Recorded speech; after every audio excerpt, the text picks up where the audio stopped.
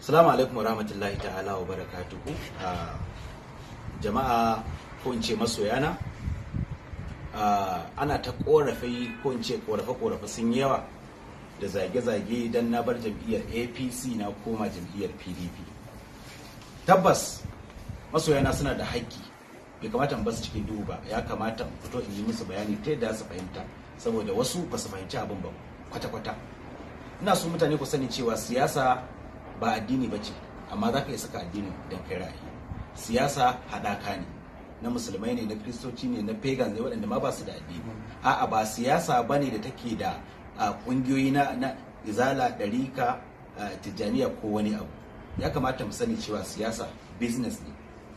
Bature ya ce politics is never a war but a game of interest. Abinda ake nufi shine ba yaƙi ba ne, ba wani abu bane da zaka zo ka sa kanka a cikin masifa. Business ne, zuba kudinka ne, idan ka ci ka mai da kudinka har da riba kai. To ni me yana a ciki, ni da na biyo na ratso ni ma in ci abinci. Dan na fito na ce ina yin Buhari dan Allah ne, ba shine zai sa a ce an yi min alheri in ce ba zan karba ba. Ba shine zai sa zan kirkiri wani abu in je in kai in ce ina so a yi kaza, dauki nauyin kaza, a bani kudi in je in yi ba. Amma duka ban yi ba.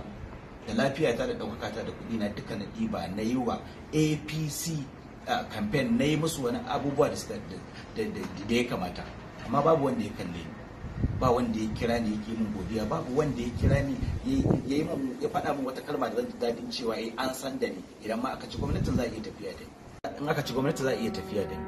Muna tafiya da ni da 'yan uwana, kuma dukkaninmu na tabbatar da cewa a cikin mutum 1, 2 zuwa 5 ina ɗaya daga cikin wanda suke bai wannan jam'iyyar gudunmawa. Amma sai a waye gari cewa ana zaben wasu daga cikinmu, ana yi musu wasu abubuwa waɗanda mu muna ganin cewa, ni ina ganin cewa ya kamata a ce ina cikin wanda aka yi wa. To sai na ga cewa hasara za ta fara shiga, tunda har an yi wa wasu daga cikinmu ɗaya, an ƙara yi musu da san mutane, an ƙara yi wa da san mutane, ni ina zaune a gefe. Sai na ga cewa hasara da ƙyashi zai fara shiga. Babu abin da ya kamata in yi illa in haƙura in koma wata tafiya. Wannan interest dina ne, ra'ayina ne. Bai kamata mutane ku yi judging dina wrong, ku rika zagi na kamar irin wani addini, na shiga abin cikin addini ne na je na gurbata, ko kuma na fita daga addinin musulunci na koma addinin dan na ce ina yin jam'iyyar APC ko Muhammadu Buhari dan Allah, ba shine zai sa za a rika ci min mutunci, ana kuntata min, ana bata min kuma in ci gaba da tafiya ba zai yiwu ba. Kowa a nan yana son idan yayi abin kyautatawa a yaba masa, idan yayi abin da ya kamata a bashi kuɗi a bashi.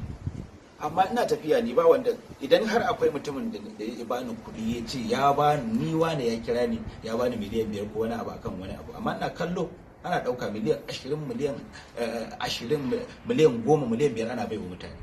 Babu wanda ya taɓa kira na ya bani 500,000, kuma duk abin da nake yi dan na ce dan Allah shi kenan, sai in ta kallo ana yi kuma sai in ce a dan Allah ni nake ba na bukatar kuɗi. Kuma kun san ba ku min adalci, kuma ba daidai ba ne. Don haka na fito na gaya wa masoyana ne, ku sani cewa siyasa ba addini ba ne. Dan Allah ku yi min uzuri, ku daina zagi na, ku sani cewa kowa yana da ra'ayin da zai zaɓo. Sannan waɗanda suke tunanin cewa dan kuɗi na koma jam'iyyar PDP ko kuma na bi Atiku Abubakar, ba dan kuɗi na bi su ba, kuma ba su bani kuɗi ba. Sun yi appointing ina as an ambassador, kuma sun bani dama duk wani abu da nake da shi na tunanina wanda zan iya kawo musu ci gaba, ko kuma zan iya jawo musu al'umma, in rubuta in kawo, za a bani in je in yi da rika cin abinci. Idan kuma kuna tunanin dan kuɗi ne, ai gwamnati ita ce mai kuɗi, dan gwamnatin Najeriya ta fi Atiku Abubakar kuɗi. Ya kamata in tsaya a jikin gwamnati, saboda ita ce ta iya bani miliyoyin kuɗi idan na yi mata abin da ya dace. Me yasa na bari? Kuntatawa, rashin girmamawa, kaskantawa, kai karshe ma ni ina ji ina gani wani lokacin ma ina kan stage, 'yan sanda su ture ni stage in sauka, amma ina ganin waɗanda na fi ba da gudunmawa, waɗanda na fi ɗaukaka, ana lallaba su ana tawa. Saboda me? Saboda su ne 'yan gaban goshi, su ne waɗanda suke shiga, ni ban lallaba su, amma ni sai in zo shiga wuri ma a tare ni, sai wani daga cikin waɗanda suke organizing din abin na cikin mutanen mu ya ga ce ai ku bar shi wane ne, an san da ba wai ba a san da ba. Fi sabilillahi, idan kai ne ko ke ce ya zaki, sannan idan magana ne na wai kudi aka ba ni nake bi, na rantse da hurmatul dini wal qur'an, babu wani wanda yake cikin masana'antar kaniyo da muke yin wannan harkar APC ba dan kudi yake yi ba. Me yasa ni idan nayi dan kudi zai zama laifi? Me yasa dan na ce a zaɓi Buhari yau sai na dawo na ce ni na koma nan a zaɓi Atiku Abubakar zai zama laifi? Kuna dai mutane suna kallo, kowa yana zagi a Kano, Ganduje kaza, Buhari ba zai daga hannunsa ba, sai Buhari ya zo Kano sai ya daga hannun Ganduje shi a zaɓe shi, bayan ga abin da mutane suke ganin cewa bai daidai ba. Sai ya Zango ne kawai zai yi laifi dan na fita na koma wani guri. Buhari bai yi min komai ba, kamar yadda na faɗa.